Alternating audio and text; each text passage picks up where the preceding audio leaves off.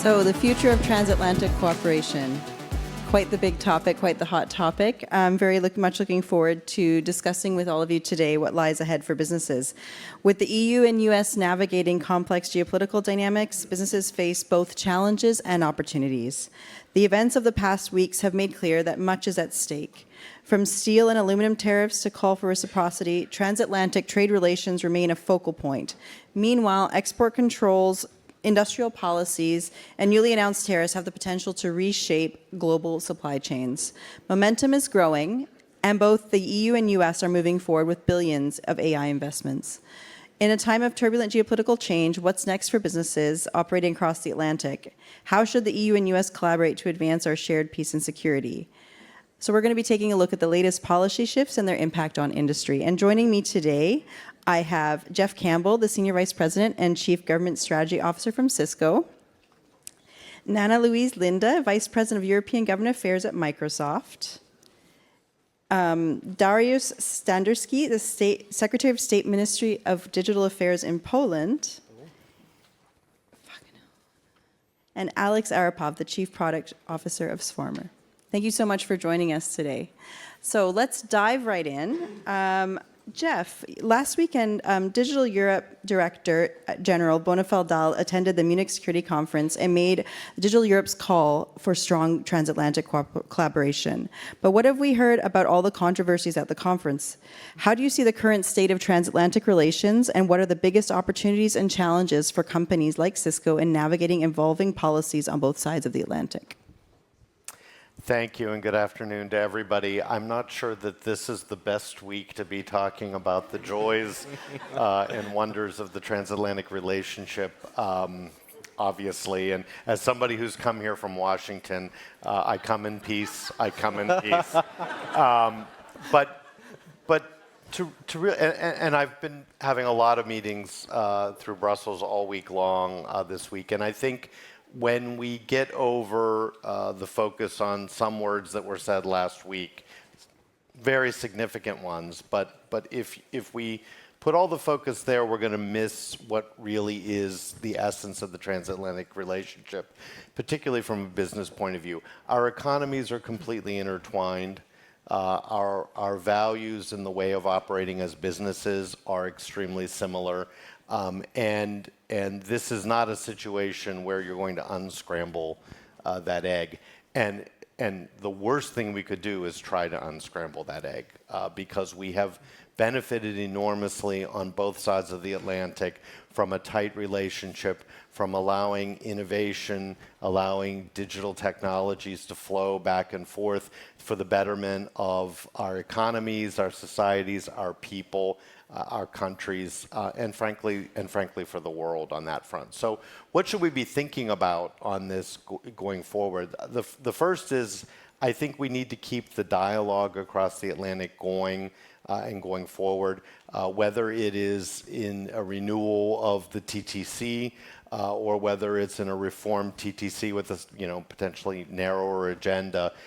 We need to keep talking about economic dialogue across the ocean and working together to ensure that we can have harmonized rules of operation and that we do things that encourage innovation and growth. I think in sitting here in Brussels, I would be remiss not to mention that we need policies that are pro-innovation and pro-growth. And that doesn't mean the absence of regulation, but it does mean thinking about regulation, pausing before regulating, understanding what's going on, and intelligently addressing the questions in a way that leads towards investment, innovation, and growth. And it's the innovation, particularly that comes from the technology industry, that is driving growth around the world here. And so it's important on both sides of the Atlantic that we're pushing that going forward and that we continue to make that the centerpiece of what we think about in our economic relationship. And Nana Louisa, Microsoft has been a strong supporter of transatlantic cooperation over the years. What key areas should policymakers focus on to create a more predictable and innovation-friendly environment for businesses operating across both markets? Thank you, and thank you for having me. And even though I'm European, based here, I also come with peace. No, I think I agree with a lot of what you said. I think there's really three things that, I would recommend for Europe. And one has already been mentioned, I think, by Cecilia and others this during the day of today, is really incentives for AI adoption. AI adoption will grow innovation, productivity. At the moment, we have in Europe 14% of companies adopting AI. In the US, it's 50%. In China, it's 80%. So we are really behind. But we can see that those companies that are and have adopted it, they are really being more competitive. They are biggest company in Europe, Novo Nordisk, have implemented AI, and I just talked to the chief scientist the other day to hear how they are advancing on their innovation and drug discovery process. It's really, really inspiring, and it makes them more competitive. And now I come to the transatlantic relationship, because, of course, in order to adapt AI, you need an infrastructure. You need the data centers, and at the moment, it's only American companies who have invested in that infrastructure. It's extremely expensive, and Microsoft has just the last 18 months invested $20 billion in Europe to provide this infrastructure. The good news is that you have the infrastructure, or we have the infrastructure here in Europe. And with the urgency around adoption, even if we want to make a European infrastructure, we cannot wait until we have that. So, we have to use each other. And we are not the US government. We are a company who's been here for 40 years and is committed to Europe, committed to European values. And what is important for us is that these data centers, they are open for everyone. They're open and on fair terms. And they're open to open source, model deployment, model development. We have, I think, 1,500 AI models running now on it. So it's a lot of innovation happening on top. It's a little bit like electricity. Electricity needs these big power plants, but then you can do a lot with electricity. You can invent the vacuum cleaner, you can invent a blender. There's a lot of innovation happening on top of, and that's the European opportunity. We have so many areas where we are super strong, be it health, science, green tech. That's where we should focus and really make those sectors AI infused. That will give Europe a really strong position. And then I want to mention the last thing, skilling. Because without skilling, there is no AI adoption. And when I'm talking about skilling, I think about three things. One is the skills that we all need to acquire in order to use this technology. Then there's, of course, the developers, the skills that they all need. And then third, business leaders, because they need to understand how they can improve their processes and how they can innovate with this technology. Thank you. And Darius, as Poland holds the presidency of the Council of the European Union, how do you see its role in transatlantic cooperation? What key priorities should the EU and the US focus on, also with a view to securing a lasting peace in Ukraine and ending Russia's war of aggression? I believe you asked the toughest question that we have in the European Union. And for me, it's even tougher task because, first of all, I represent the presidency of the European Union. And on the other hand, I represent the country, which is one of the closest allies to the United States, which is the logistic hub supporting Ukraine, and at the same time was harmed by the AI diffusion decision by the previous US administration. And in all of that, we have different strategic lines from the new US administration, because at the same time we have well-discussed remarks by Vice President Vance in Munich a couple of days ago. But on the other hand, the Secretary of State, Mr. Marco Rubio, already hours after appointment, already called Polish Minister of Foreign Affairs, and Secretary of Defense Pete Hegseth was already in Poland visiting American soldiers. So their visits and their calls made us optimistic, and remarks by Mr. Vice President made us pessimistic at the same time.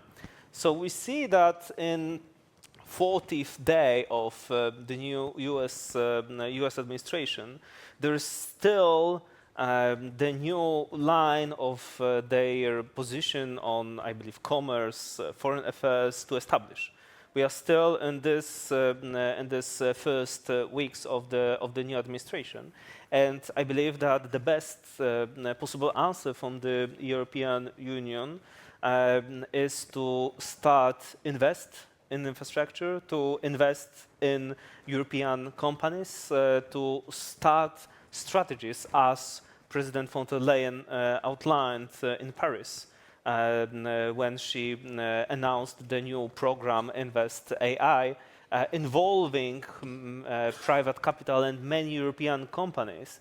And she talked about putting into the market 200 billion euros exactly to improve AI. And I believe that now is the time, now is the high time for the European Union to wake up and to add new investment strategy to these pieces of regulations that we had in previous years, because that's the key of good relations, no matter with which country and with which strategic line.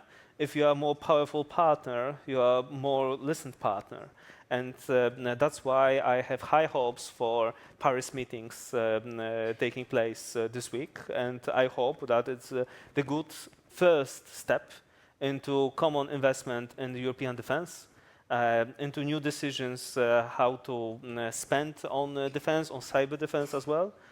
Because I'm waiting for other member states to spend 2 and 3% of GDP for the defense, because that's how we can build the European foundations of not only transatlantic relations, but every relations we can possibly imagine. And I believe that following months need to be spent on preparing the ground for the next chapter of not only transatlantic relations, but also of the new role of the European Union in the technological race, not only in terms of our standards, but also in terms of our investment, our engagement in supply chain, and our money for European entrepreneurs. Alex, Ukraine is a battleground for advanced warfare innovations. Swarmer develops AI-powered software for drones to operate in coordinated swarms. How are your products used in Ukraine's defense against the Russian war of aggression? Yeah, thank you for your question, and thank you for having me here. So, Swarmer has been started with very straightforward mission, send drone, keep humans. And we are developing vendor-agnostic collaborative autonomy.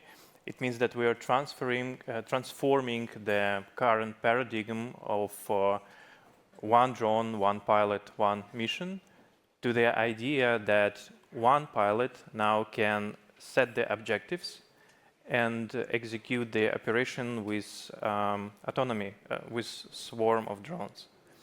So we've started with the very simple autonomy, and with the very sophisticated level of security and safeguarding the data and AI models, which are the part of the autonomy.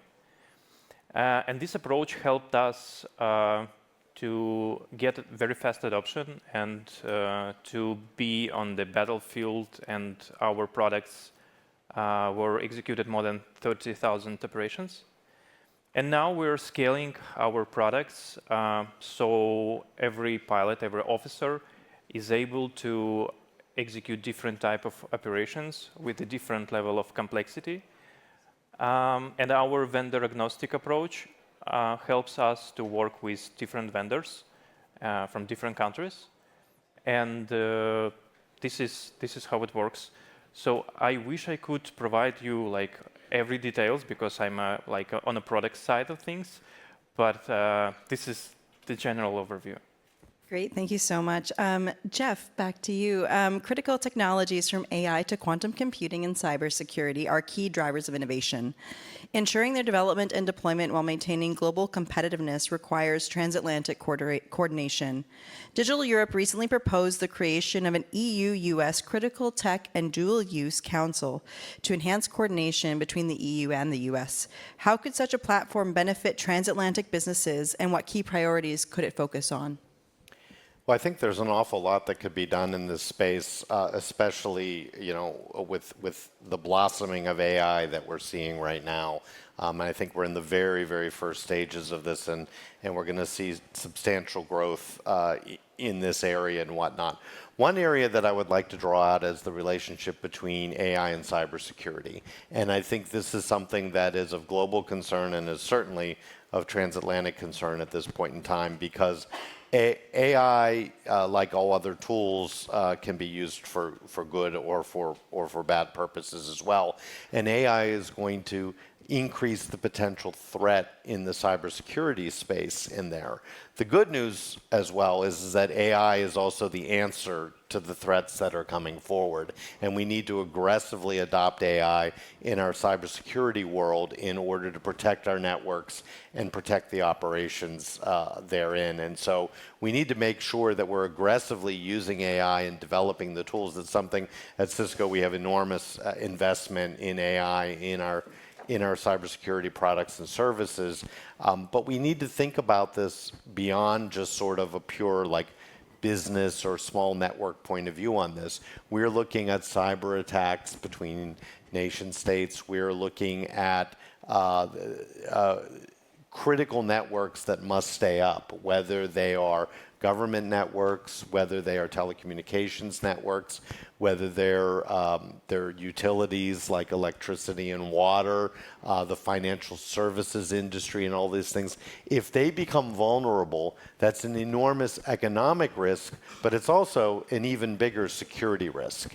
And so cooperation across the Atlantic between the EU, other European nations, the US, and other American countries to develop, deploy, share information, promote the use of the most advanced tools in cybersecurity is going to both protect all of our economies, but it's also going to protect us from a national security point of view.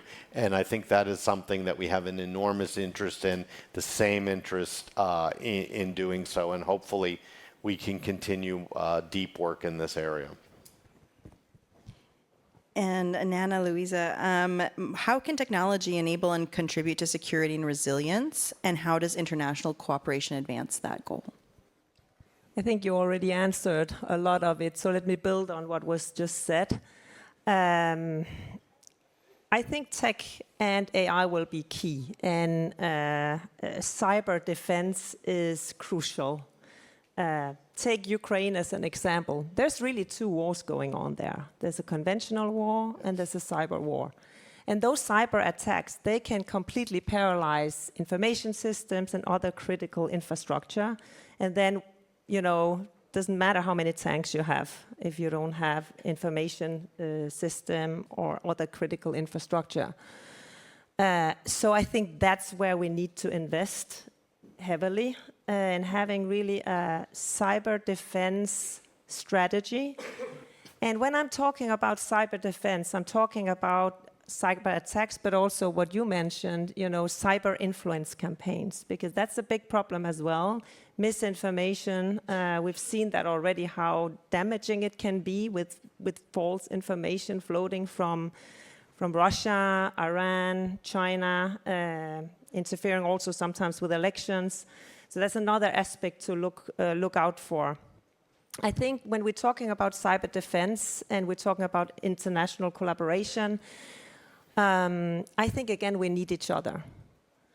We bring different strengths. Microsoft is the biggest security company in the world. We get 78 trillion signals a day from cyberspace that we are analyzing in order to keep our customers safe, our European customers safe. And of course, when we have all that insight into what's happening in cyberspace, gives us some insights also that governments don't have in terms of when a cyber attack is on its way. And in Ukraine, we're working closely with the Ukrainian government so that they have this information. If anyone is interested in this, we are quite public about it. We are issuing this cyber defense reports where we are talking about what we see and what different groups are operating. So that's the strategy, the collaboration where we bring each other's strengths. I think we need even more collaboration between governments and companies where they are based in Europe or in the US. And then I think, again, the third element is, again, skilling and education, because we need the whole population to be informed and skilled to be able to identify these threats, especially the information campaigns. So yeah, that would be the third one. Thank you, Darius. In the last days of the Biden administration, the U.S. introduced new legislation on export controls for advanced AI chips. While the future of these measures is still unfolding, the European Commission has issued a statement as well as Digital Europe, where Digital Europe emphasized that instead of introducing new restrictive measures, we believe the focus should be on fostering collaboration. How does Poland view these measures, and how should the EU respond? First of all, thank you for this statement by Digital Europe, and thank you for your work on this issue and supporting European market. And the Biden's administration decision was the great experience for us, to be honest, because after this decision was announced, we started to be in touch with the American administration on the daily basis. And I saw personally how the administration has changed, because from our perspective was the first meeting, from the perspective of Biden's administration was the last meeting. I remember when we've met with the representatives of Department of Commerce from the United States, and they were packing from their offices, and we asked for details why Poland was on the list of tier 2, not tier 1. So they started to explain that maybe some security issues. So I asked again, what security issues you see in the closest ally, which is with the close cooperation with your AI Safety Institute, and we have 10,000 American soldiers on our ground. So where are those issues?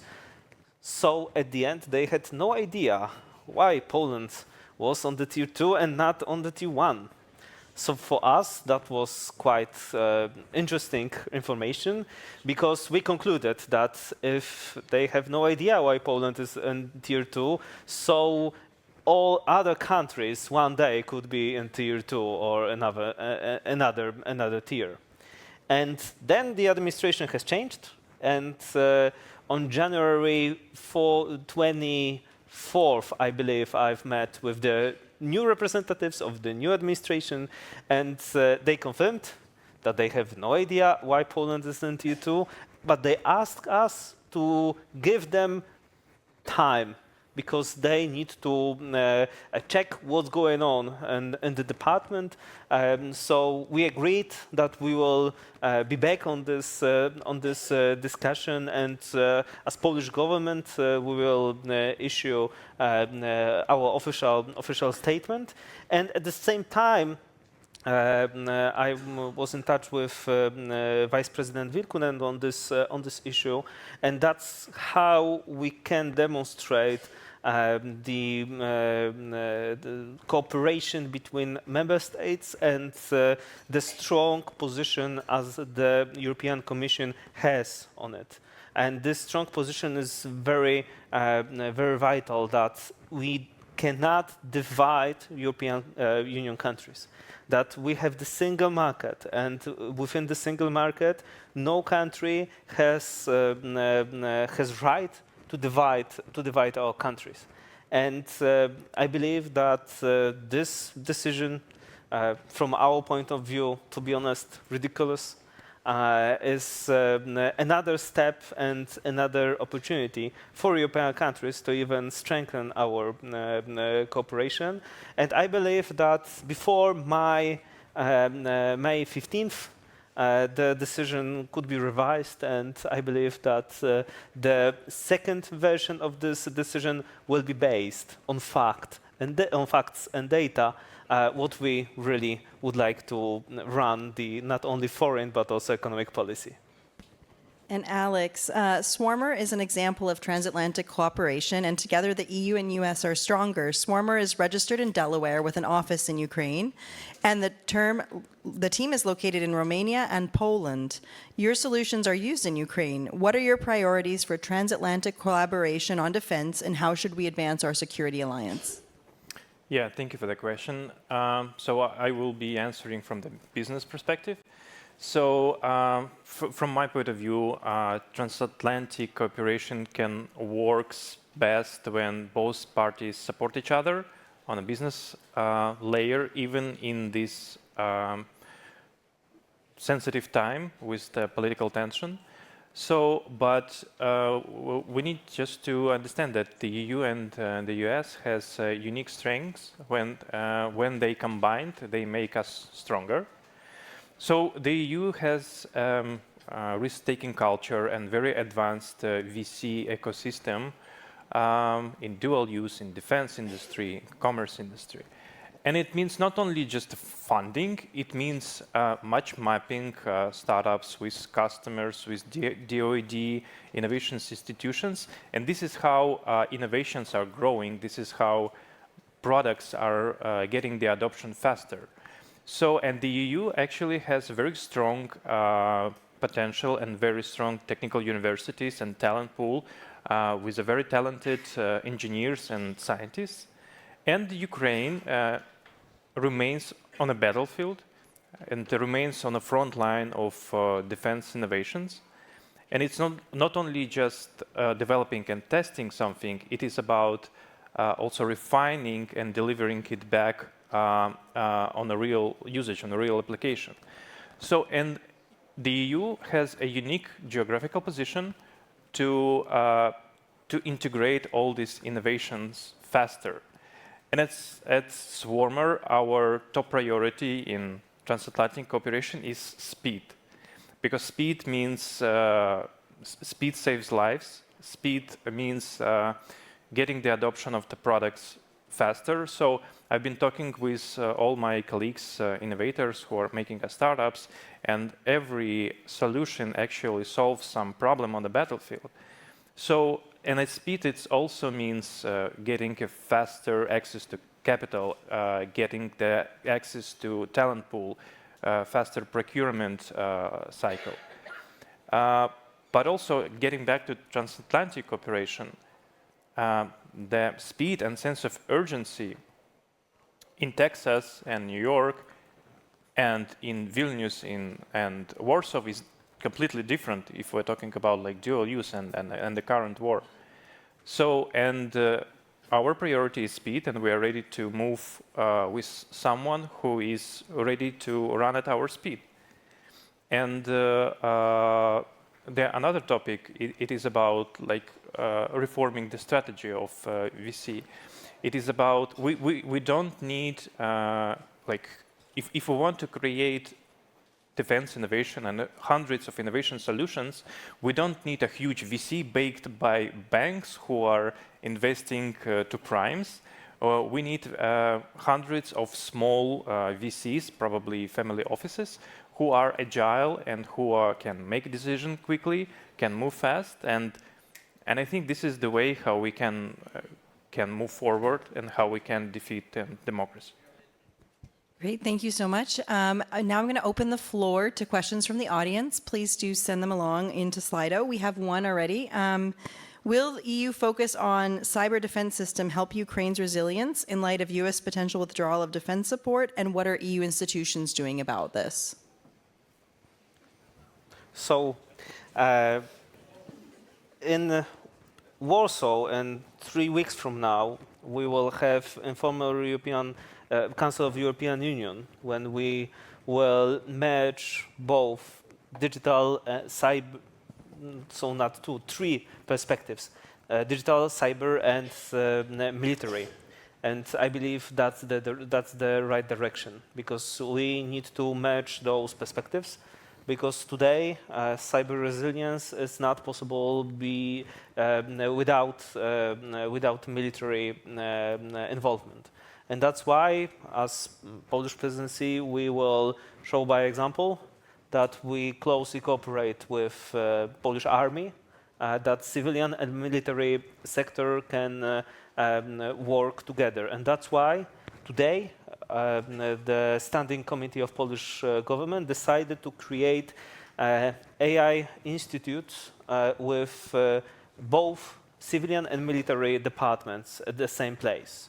And our scientists will work at the same time for the administration and for our army. So dual use will be at the heart of this institute. That is the first, the unique kind of institute in the whole European Union. And today, Polish Standing Committee government made that decision. And on the other hand, I believe, and I saw it already, that we can inspire and we can get new solutions from Ukrainians, because they developed their capabilities not only in research but also in production and new technologies much faster than the European Union and than the United States as well. And that's why I see the great potential, not only supporting Ukraine in following months, and that's why I hope that in Paris the leaders will make decisions on that, but I also see the strong potential of cooperation between Ukrainian experiences and our capital, institutions and our talents. I think it's also...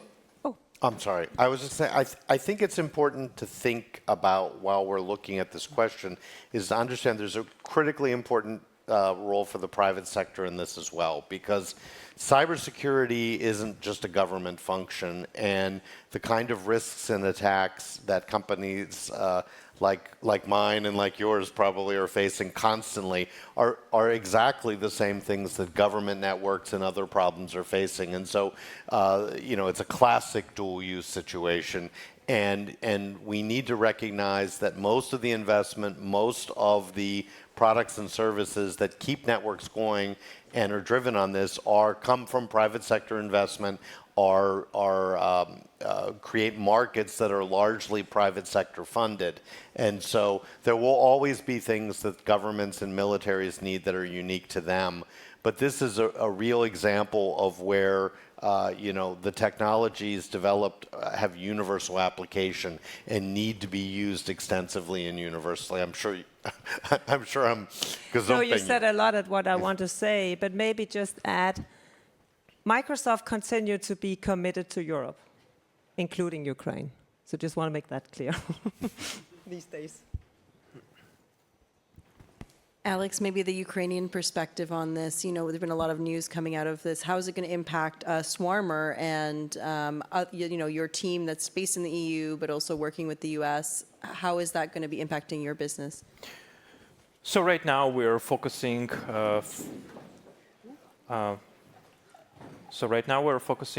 On delivering value for our customers in Ukraine. And again, we are open to collaboration. For us, customers are drone vendors. We're open to collaboration, as I said, with both sides of the Atlantics, whenever who is ready to move fast, who has the sense of urgency, who has the understanding that either governments, either companies needs our solution and they see value, we are happy to move with both parts of the Atlantics. Great. One final question. It seems significant to enhance data transaction between US and the EU. Has the current data privacy framework between the EU and US been working well?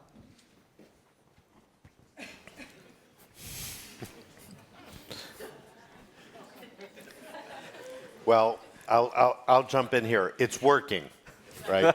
And I'm not sure that everyone is 100% satisfied with where we are today, but it's necessary that we allow this data sharing. And if we're going to reap the benefits of technologies like AI, if we're going to be able to operate with intertwined economies as we do, it's just necessary that we make this work. And I think, so to that extent, I'm going to say, yes, it is working because we are operating and doing the things that must be done in that space. And I think it's critically important that we maintain a system that allows for that to continue to occur. I also believe that data sharing is one of the aspects of digital sovereignty. And when we will build European pieces of digital sovereignty in terms of infrastructure, in terms of European networks, we will be in a different place than we are right now. So I believe that the perspective on the future agreements on data will be quite linked to the new ideas for sovereign European Union, and I really support the new approach by the European Commission that matter as well. No, I think there is an agreement that we would like to advance on this in this area, and I hope it can get some attention. It's a lot of different priorities these days, but the EU-US data transfer agreement needs to be finalized, the new one. Great. Thank you so much. A big round of applause for our speakers, and thank you so much for joining us here today.